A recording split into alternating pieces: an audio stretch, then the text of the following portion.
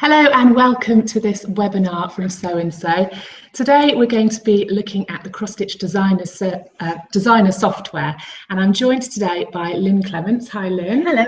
So Lynn has been using cross-stitch software for around 15 years. She's worked with many of the great cross-stitch designers, including Jane Greenough, Joan Elliott, Maria Diaz, Leslie Tier, so many of them.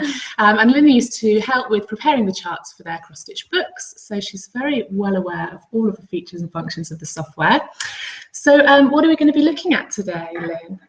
Well, the presentation today is intended to give people information about Cross-Stitch Designer, basically what it is, who can use it, its running requirements, and the main features of the program. So we will actually be going into the program and having a look around, seeing what it can do. Yes. Fantastic. So, what is Cross-Stitch Designer, first of all? Cross-Stitch Designer is a software program for creating, printing and exporting a wide range of stitch charts, including cross-stitch, blackwork, Hardanger, tapestry and beadwork. Right, so it's not just cross-stitch, it's all of those different kinds of needlework. Yes, it's very flexible. And on a value for money basis, Cross-Stitch Designer really has no rivals. You simply won't find a more powerful, flexible or professional program for creating stitch charts. In fact, the breadth and depth of its features are really unparalleled, and the results are exceptional, which is the reason why so many professional designers choose this program above all budget versions. Right. With Cross-Stitch Designer, your investment is going to be repaid many times over, and you really will be thrilled by its ease of use, its versatility and its professional results. Excellent. So who can use this program then? Well, because Cross-Stitch Designer is such a powerful and flexible program, it really has a multitude of uses for a wide range of users. For example, you may be an avid cross-stitcher who wants to chart your own designs or adapt other designs you've seen. You may be a cross-stitch designer who wants a high-quality professional program to create original designs. You may be an editor, like me, who routinely needs to prepare stitch charts for publication. And in fact, anyone with an interest in needlework will be thrilled with the program. Brilliant. So let's quickly talk about the system requirements, because this is PC-only software, isn't it? It's Windows only. It is, yes. But it'll work with any version of Windows. We're having a lot of comments coming in via the blog and the YouTube page that, why is there no Mac version? I'm sorry, there's no Mac version at this point in time, but it will work with any Windows PC. Absolutely, it works fine. I mean, I've been using it on my PC at home for years, and with a normal colour printer and a scanner, you're good to go. Fantastic. So without more ado, I think we can sort of have a little bit of a dive into the software itself, which is what everybody really wants to see. Yeah. So let's just launch that. Just take me one moment to get the software launched.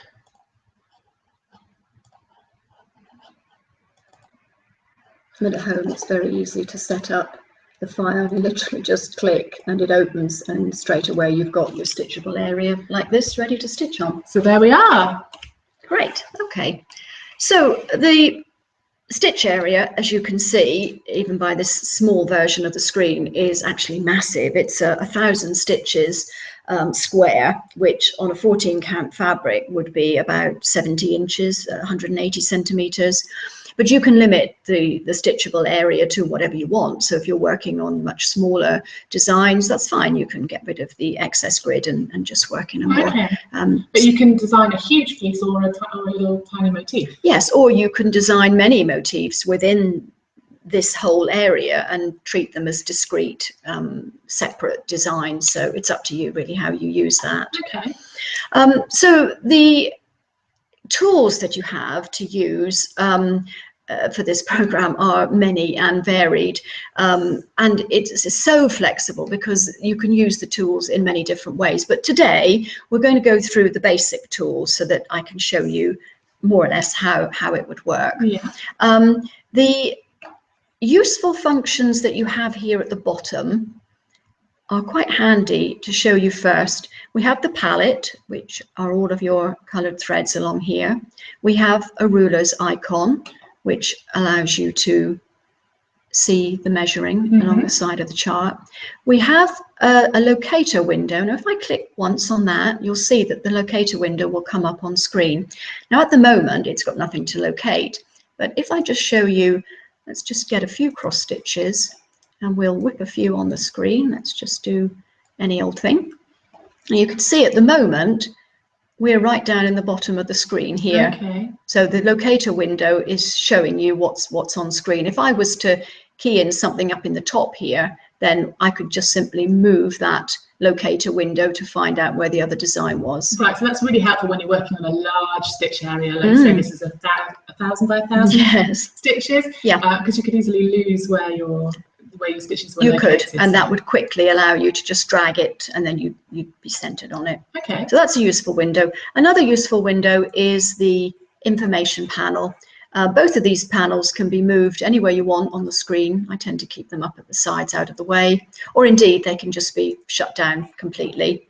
But let's say you want this one up for the moment. This one is very handy. It will tell you what colour is showing at the moment. So I've used this dark red. It will also tell you what it is in terms of the thread manufacturer and the code number. It will show you the background colour of your stitch area, plus the thin grid lines and the thicker grid lines. And these colours can be changed to any colour you want. Oh, okay. So if you were trying to work on a piece that you were going to stitch on green fabric, you could change the background colour to green so that you could see how the colours work with that. Exactly. Amazing. Or if you were stitching, say, a winter scene which had lots of whites and pale colours. So, for example, if we take a pale colour and we put that on the screen now, you can see it's quite difficult to see. But if I was to change the background colour to a dark blue, a dark green, a black, or whatever, dark grey, then those would show up really well, and it just helps you when you're navigating your design. Okay. It also will tell you the width of a design. You can either show the width in stitches, which is what we're showing here, or it can be shown in inches or centimetres. And it'll also show you what count you're working on. So you could change that to 12 count, 15, 16, whatever. The count of the fabric. That's right. Okay. Leave it on 14 for the moment. So those windows are very useful to keep up on screen. We've got other windows here that relate to the palette. So for the moment, our palette is being shown in colour blocks, but we can show the palette in numerous ways. We'll deal with that a little bit later when we look at the palette itself. Okay. This toolbar along the top really mimics normal computer functions. You've got something that allows you to open a new file, you can open a new folder, you can save your file, you can print your file. And the other icons are to do with the functioning of your actual design, so that once you've started to chart a design, it's easy then to add further functions using these buttons along the top, and we'll briefly go through each of those in turn. Okay. So let's just have a look at some of the easy things. I suppose removing stitches is something that's very important to be able to do. And with this program, there are numerous ways that you can remove stitches. You can simply right-click with your mouse on the colour that you want to remove, and it will delete it. You can select the eraser and click on the colour so that you can delete it, or hold it down and delete a whole load. Or if I've added, let's just add a few more cross stitches here. If I've added some cross stitches and I want to stop and remove some, if I click the undo function, it will take away the last thing that I did. Right, and the good thing about this software is that there's multiple undos. There's sort of unlimited undos. Absolutely. I know we've had some comments on that on the blog. People asking how many times can you undo, because other softwares, you can only step back 5 steps, whereas this software you can step unlimited. Back. Yeah. Exactly. So those are very useful things to be able to understand. Most people, though, when they open the file, are going to want to jump straight to the stitches. So for the moment, we'll swap to the stitches so we can see what's happening. Down the left-hand side. Yes, this is the toolbar you're going to be using probably most of all. So we'll quickly go through these. This is the selection tool, which once you've clicked on that, you will be able to select any area or single cross stitch that you wish, which means you can then move it. Oh, look, it turns into a little hand. So you can or rotate it, or numerous things. So anything you want to change in a specific area, you can select it. Okay. There's also a little tool called a magic wand tool. Now that tool will select, as you can see, a whole group of the same color. Okay. So that's very useful if you wanted to make changes to that. You might want to change that color. You might want to rotate, if it was a motif, you might want to rotate the motif or copy and paste the motif. So the magic wand's quite useful. The lasso, this is a freehand selection tool. This, if you've got a motif that is irregular, then this one you can literally just draw around it and it will select it. Okay. And again, you can then move things and make actions upon them once you've done that. So those tools are very useful. This, of course, is the one you're going to be using most of all. This is your cross stitch tool. So basically, select the icon, select your color, and simply draw your cross stitches. Whatever you want. I mean, I'm just doodling at the moment. Okay. So that one will be used probably more than any other stitch, I would imagine. And changing colors is just simply a matter of going to the palette and selecting further colors. And if you want to override a color, just select a different color and override what's already there. Okay. So that's fine. Associated with full cross stitch are your 3/4 cross stitches.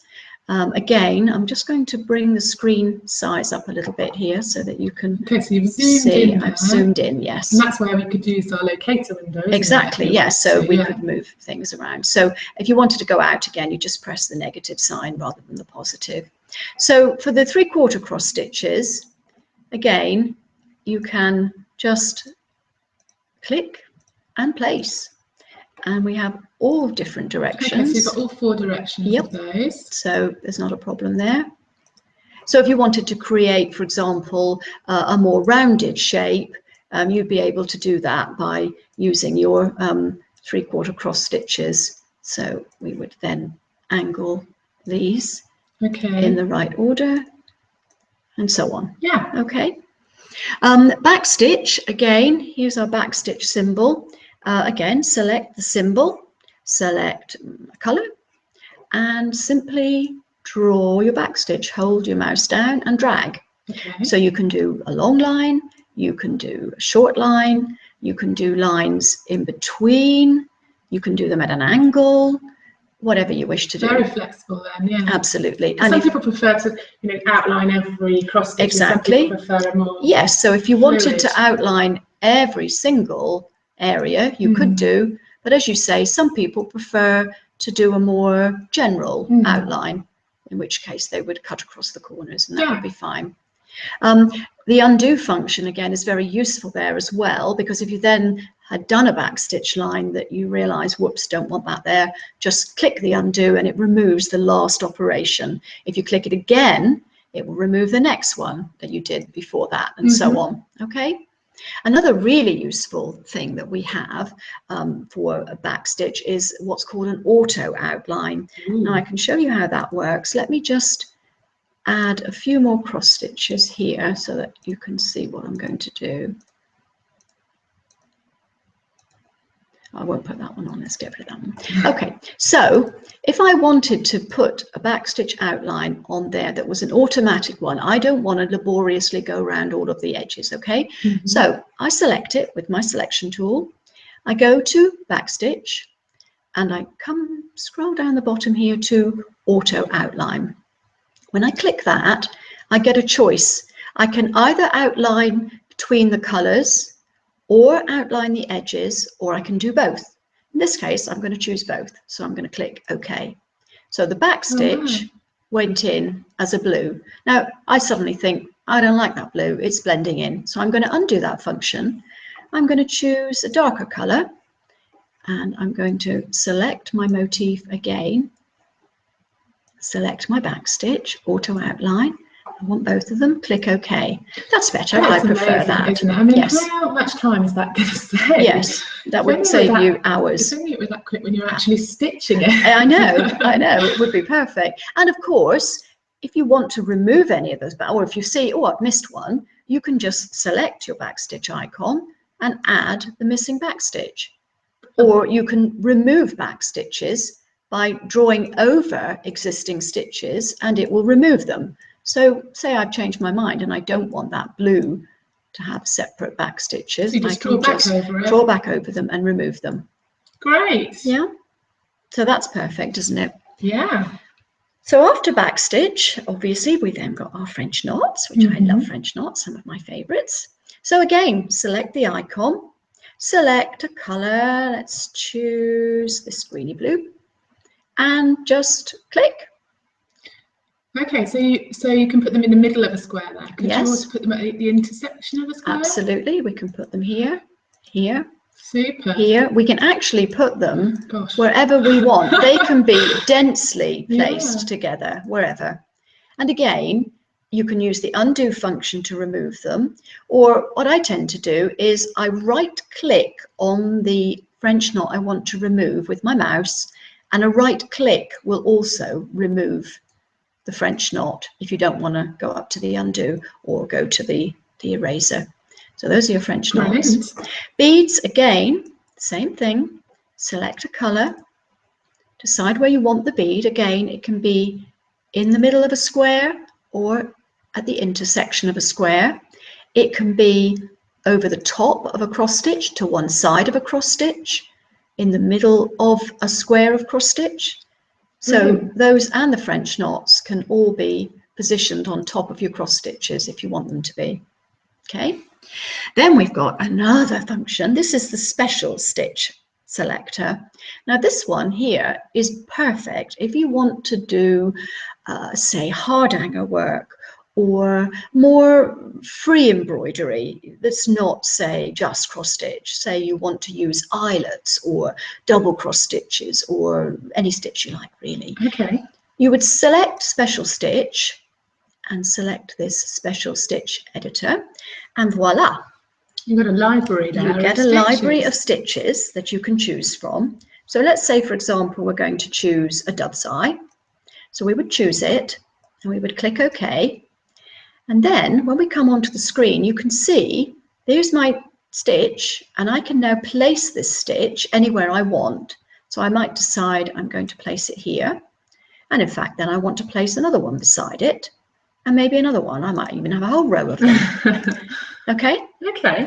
So that will allow you to carry on adding stitches. Not only that, this particular function, you can design your own stitches, which is absolutely ideal for whatever you want to do. I'm just going to restore what I did. Oh, I've done something silly. Sorry. Oh, it's all right. I've quickly checked. Yeah, I've reduced it. I've reduced your... It's working. Is that all right? Yeah, that's fine. Yeah, it's fine. Okie doke. Sorry, press the wrong button there. Okay, so this special stitch will allow you to design your own stitches, which is perfect. So if it's not there in the library, it's a stitch you want to exactly. use, you can add your own. And you can also do that with beads. Say, for example, we've got circular beads here. If you wanted bugle beads, you could draw your own bugle bead and put a button in the bar. Goodness, so that you can select customize bugles. Your toolbars, you can customize yes, in so many different exactly, ways. Exactly. Brilliant. So those are the icons you're going to be using most of all. Okay. Okay. I'm just going to clear a bit of space here now because I want to show you some of the other functions that we've got. Now I can easily delete whatever I don't want on screen by just pressing delete or by erasing it using the eraser functions I've already shown you. So let's just get rid of some of these things here. Now, we've got other functions across the top of this screen that are extremely helpful, and they're often related to what you see here. So for example, imagine I have a box of cross stitches that I've designed. Let's just remove those that I put in by mistake. And I decide I want to fill those with all cross stitches, but I don't want to key them all in myself. So I might decide, okay, I'm going to choose another color, and I'm going to go to something that's called a flood fill. And if I've got my cross stitch selected and I have my color chosen and I select flood fill, I can then click in this empty space and it will flood fill it with stitches. Excellent. Which is ideal, isn't it? You can also do the same thing with other shapes, so that you can do it with circles, you can do it with rectangles, and so on. And these functions are really useful because they give you shortcuts that will keep your work, you know, not too time consuming and help you move along quite quickly. The other things that you can do once you've started to design is you can use the libraries that are provided with the software. And the libraries are huge. We have over 4,000 motifs that can be used for shortcuts. Incredible. Exactly. So let me just give you a quick example. I mean, obviously, there are so many here and they're so adaptable, but I'll just give you a quick idea. So say, for example, we have all of these categories. Let's say we choose home. We're doing a sampler about home things. We've got several choices here. So I'll double click on this one. And this will give you various motifs that come up to do with the home. Candles, chairs, all sorts of things. Wonderful. I mean, if you scroll down, you'll just see dozens and dozens and dozens. Not only that, you can add to these anytime you like. But for the moment, let's just select the candle and we'll click OK. And then this will allow us to place the candle on the screen anywhere we like. So let's put it here for the moment. So I just click and there comes our candle. I'm going to zoom out a little bit so you can see the candle a bit better. So we've now got our motif. Not only that, though, the motif can be altered by us if we want to. So if we decide that we want a bit more red in the flame, we can select cross stitch, we can select a red, and we can add red to the base of the flame instead. So they're all completely editable. Absolutely. You can also do as we did before, and if we highlight and select the whole area, we can do Backstitch auto outline, and this time we've got a red color, so we'll go for red and see if we like the red. Oh, don't like the red. So I can undo, and I think, okay, what do I like? Let me go for dark gray this time then. Backstitch auto up, sorry, need to select the actual motif. Yes, that's right. So it's the little things like that you're going to have. It's going to take a little bit of getting used to, remembering. Yeah. So Backstitch auto outline, okay, and now we've got a nice backstitch outline on it. And then once it's selected, of course, you can move it wherever you like. So it can go further up in a design, or it can be manipulated in other ways. Yeah, so there are some tools down the other side, aren't there, of the tool? Yes. The screen area that you can use to manipulate. Exactly. And once you have your motifs, you can do numerous things with them. So let's just quickly go through some of these using this candle example. So I'm going to select the candle example. And this toolbar here will allow me to flip or reflect that image. So when I click on this, you'll see what happens to the candle. It'll go upside down, which is not very useful. Not for a candle, but for another motif. It would be ideal. Yeah. If I wanted to flip it vertically, which is more useful for the candle, watch what happens now. It just reverses it, which is quite handy if you wanted to mirror image and have two side by side.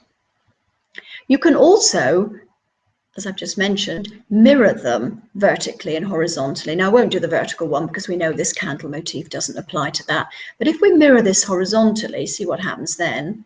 you'll get two. That would look lovely with the name in between or something, wouldn't it? Yeah. Yes. And this is also a way that you could create a border of a motif. So for example, if I was to load, let's say, a flowery motif, so click on plants, click on here. Goodness, I can't believe how many motifs there are in this there program. are a lot of motifs. So let's just choose a simple flower. What about this little purple violet here? So here is the motif. So once you have the motif, then you can, excuse me, you can manipulate it, as I say, to make it into a border, to flip it and rotate it. Yeah. You can also copy it as many times as you wanted. Exactly. And then flip it to go to the corner or up the next edge. Yes, and of course you can add to it by, if you wanted to put a leaf in here to add to that, you could do to make it even more of a design motif than you already had. Yeah. So these are very useful once you get into actually putting a whole design together. So if you were designing a sampler or a big picture, then they are very time-saving and useful. Yeah. So let's talk about the palette a bit, shall we? Because there's a lot going on down there. Absolutely, yes. Well, the palette, as you can see, will have dozens and dozens of colours. At the moment, you can choose to have the palettes. We've got it set up for DMC, but you could change the palette to whatever you like. So if we come to palette up here and we find select a colour, you will see that we've got DMC, Anchor, Madeira. Gosh, that's Chronic, so good. yes. That's all of most popular ranges. I mean, most people I think are using DMC or Anchor as a base, and then adding in the chronic metallics or whatever. Absolutely. So you can mix and match, and you can even have your own palette of favorite shades that you like to use. So if you were designing a series of designs around the seasons, you might have a spring palette, summer palette, winter palette, and then you could call that palette up at whatever time you wanted to. So you can save those and then load them. Yes, absolutely. So that is the basic way you would choose to have your yarns. Within that, you can also make further changes. For example, the palette can be arranged in different ways. It can be arranged in a numerical order of your codes. It could be arranged in brightness order. Let's see if we can rearrange this for you to show you. So we can arrange it in numerical order, so you can see it change. Okay. We can change it to brightness order. Right. In this case, we're working from light going to dark. Yeah. We can arrange it so that we group all the colours together that we've currently used on the screen. Yeah. So all of these with ticks on show us the colours we've used, and these others are non-used colours. If you wanted to, you could remove all of these non-used colours and just work with what you've decided to have on the screen. It's a clear unused colour. That's right. Yeah, I'm leaving them on because today it gives me the choices to choose other colours for you. So there are numerous ways that you can arrange the palette. The other thing you can do with this is you can save it, as we've mentioned, so that you save the palette as a default, which means whenever you open a file, it would open it up in the way you've chosen to do it. Yeah. Or you can load a new palette that you've saved from a previous design that you've worked on, which is extremely useful. So you can save your own palettes to the library, you can save your own motifs to the library. Yes. It's just vast, isn't it? There's so much you can do with it. Absolutely. And related to that, excuse me, are the chart functions as well. The chart is the way that the chart looks on screen, and the way that it prints can also be manipulated. At the moment, you'll see we have colour blocks only on screen, but we could choose to just have black and white symbols. Gosh, makes it hard to design from, but yes, we could choose to have coloured symbols. We could choose to have a mixture of both. Well, that's excellent, isn't it? So when you're printing your charts out, you can have them exactly as you... Yes, and if you're using a lot of colours and some of them are very close, then symbols would be really useful to help distinguish them. But for the moment, let's just pop back to our colour blocks because they're certainly easier to see. The other thing you can do with this program, which I love, and I've always loved it, is you can have faux look-alike fabric. So for example, I could choose to have an Ada fabric as a background, and let's just try something like a black Ada. Oh, look at dark that. blue, actually. Yeah, and that's actually, it's giving you a proper simulation of how it is stitched. Yes, and that you could print it to look like that as well.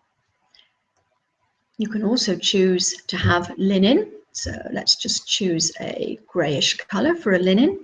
That's brilliant. Isn't that lovely? So you could actually print it out like that, so put it up on your wall, see if it's the right, you think you've chosen the right fabric, you know, or decide that it's, you know, it's not quite how you wanted it, that needs to be lighter, that needs to be, that's brilliant. Isn't it amazing? Yeah, I love it. And I just love that. And you've also got tapestry canvas and stitching paper that you can choose as well. But I just love those functions. You've got numerous colours. I mean, it's not all of the colours that you can get with Ada, but, you know, just, it's great. How clever. I just love it. Yeah. I could play for hours. And so you could actually design in that. In that function you can, as well, yes, absolutely. Not quite so easy. Yeah, but it would allow, if you really had a fabric you were desperate that you wanted to use, it would be quite useful to do that. In actual fact, you can change the background colour anyway with this information panel. So if you'd chosen, say, an Ada and the colour was not available in this menu here, you can change it yourself using this background colour. And that would help you, because then when you're selecting your colours for the cross stitch, it would help you think, well, no, that colour won't work with that fabric that I am desperate to use. So it helps you with design choices. That's extremely helpful. Fantastic. So what's next? I mean, one of the things that we're being asked a lot about is whether or not you can import photos and things into the programme. Yes, you can. That's the other good thing about this programme, is that you can take images from, well, numerous sources. For example, your own children's paintings. So yes, wouldn't that be great? Yes, and turn it into a cross stitch design. You could, if you had a teenager that was brilliant at drawing cartoons, you could turn that into a cross stitch cushion for their room. You might have a photograph you've taken of your garden and you want to stitch a gorgeous rose. So you can import the image into the software, and it will do a cross-stitch representation of it, which you can then edit as well, so you don't have to leave the image just as you see it. You can, so it will render it for you. It will render it. Edit that, absolutely, and you can improve it, you can add other things to it, you can add text to it, all sorts of things. So I think that's quite a subject in itself, isn't it? I think we'll do another video about that, going into that in a bit more depth. Another time, because we've already got an hour on this one, and there are lots of functions still left. There are, yes, and I think talking about text would be a good one to look into now, because obviously a lot of people like to chart text, either for a sampler or for little cards they want to do, and the program is extremely adaptable when it comes to text. I mean, of course, you can take your cross stitches and draw your own letters in any way you wish, but there is a faster way of putting text in, which you might find quite useful, and that is using this text tool here. So in this case, let's say I want a letter or a word in cross stitch.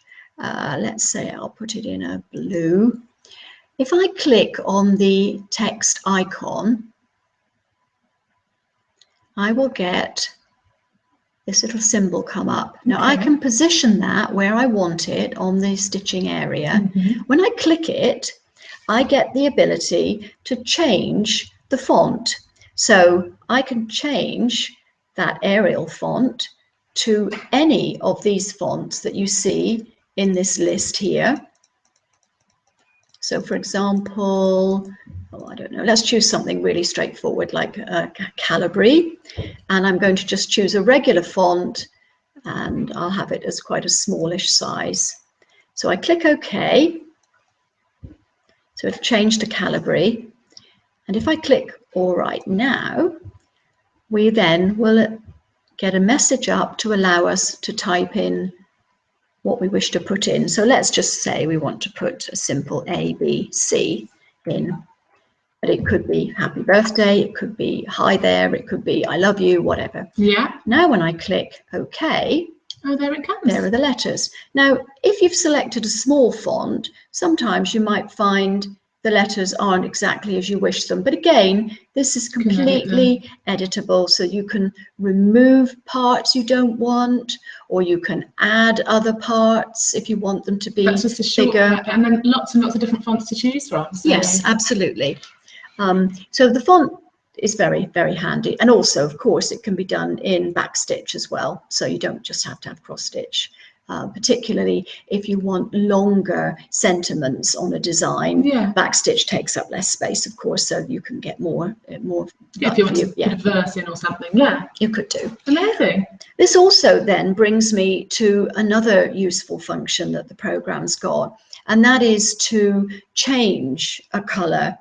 So say, for example, I've keyed in this ABC, and I've decided, actually, I don't want it in blue. I think I want it in a red instead. You could just go through the procedure again, having selected red here. But a quick way of doing it is to take the red colour on your palette and drag it over to the blue, release, and it will give you a choice of swapping those colours. Now watch what happens to the A, B and C when I click swap colours. They change to red. Amazing. So it'll just basically change everything that's in that colour. Yes. To a new colour. Yes. Say, for example, though, you only wanted to change some of the stitches. Let me just get a block of colour in here so I can show you. I'm just going to do a flood fill just to quickly. Oh, sorry, that's got to be higher zoom function. Okay, I've gone off, so I'm going to use my locator window to drag me back. Okay, so if I now select flood fill, that will fill that. So now I can zoom out again now. And again, bring my locator window down to find it. Okay, so say, for example, now I don't want all of those stitches to be blue. I might decide that I want a red block at either end, and I only want to keep the middle section as blue. Yeah. Okay. So what I could do now is, say I want these on the edge to be, let's say, a green instead. What I can do now is take this green, drag it into my blue, and again, I get the choice, but this time, instead of saying swap colours, I'm going to say swap colours and stitches. And now we keep some of it as we wanted, but we change the others. So what's selected has stayed blue, yes, and the others will change to what you wanted to. Goodness me, I mean, there's so much you could do. I mean, it just requires a bit of play around. Absolutely, there is so much. It just continues to astonish me, actually, how much you can achieve with it. So you'll find a lot of these functions will be shortcutted around all of these different motifs. I mean, as I say, the load motif library is extremely helpful. You've got the text library, you've got a border library. I mean, borders are another whole wonderful thing. I won't go all the way through borders because it can actually, it's so versatile, it will take a long time. But say, for example, I want to add a border around a space like this. We've got a wizard here, this one, Border Wizard. Okay. If I click on Border Wizard, it will allow me to decide where I want the border. I may want the border on all four sides. I may want the corner borders to be different. So this is where I would select this, but let's say I just want the top section for the moment, okay? And I want to select a motif to go in it. So let's just quickly, I'll just choose animals for the moment. So we've got lots of animals, so let's just choose beehive just for quickness. Okay. So if I click on OK, and then we click on the next section.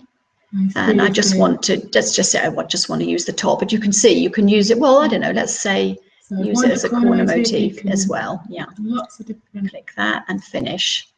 Now that will zoom out so you can see it. It's a big one. Yeah. But the border. There you go. It's made you a border around that area. Yeah.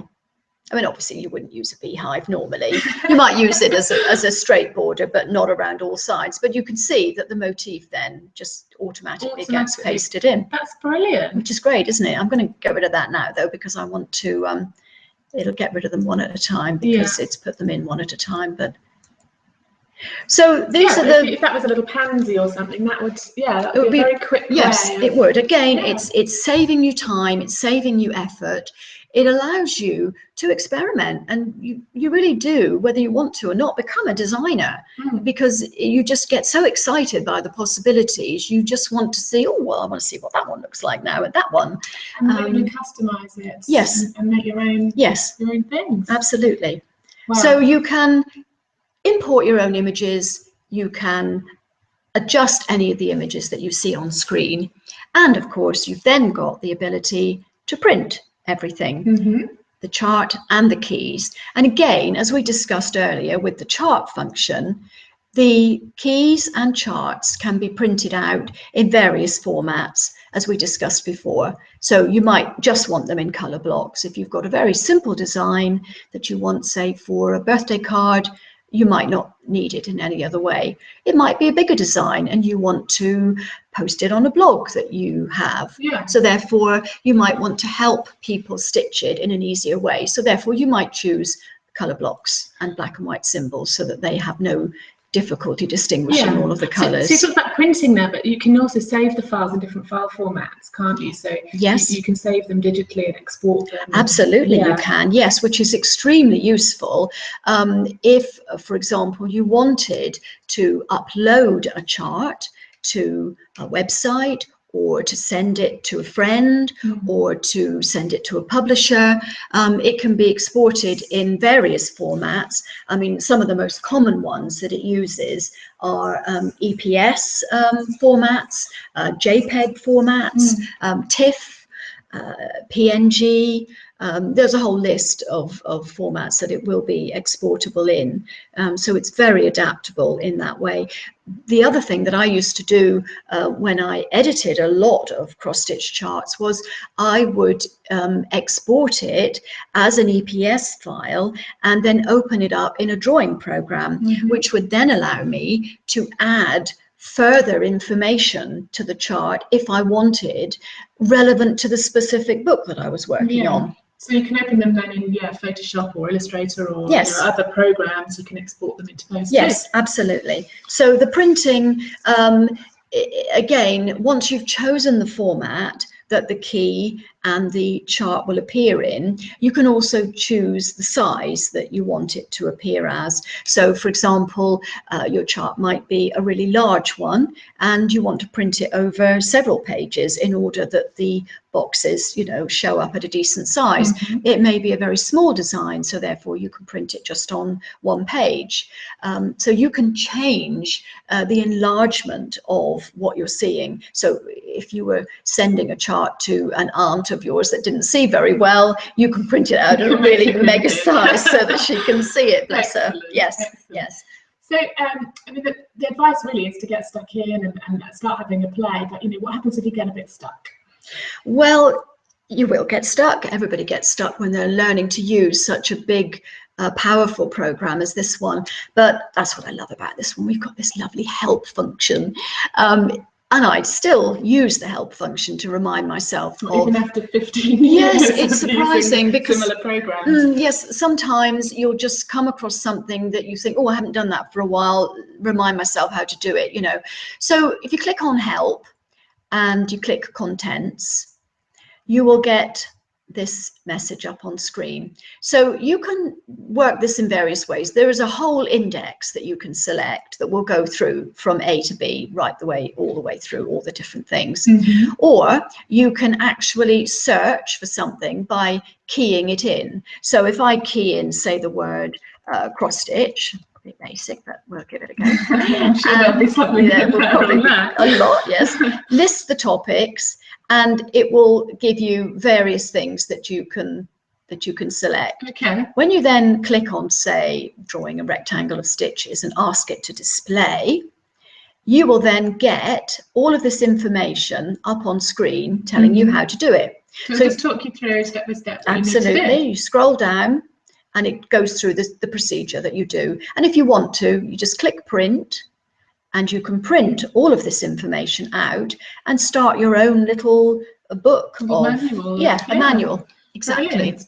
So, you know, pretty much every topic that you could think to look at will have an entry in the It will. It's massive. I mean, if you look at the index alone and start scrolling through the index, you can see that we cover lots and lots and lots. And in fact, I often just scroll through this, how sad am I, and select something that I haven't looked at before, like I've never seen shopping list before.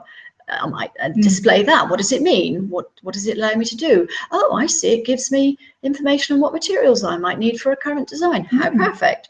So, you know, if you wanted to learn something new, just, you know, click on something and have a little play. Yes. Helpful. Yes. So, brilliant. Well, thank you so much, Lynn. I mean, I think you've given us a really good insight there into the basic functions.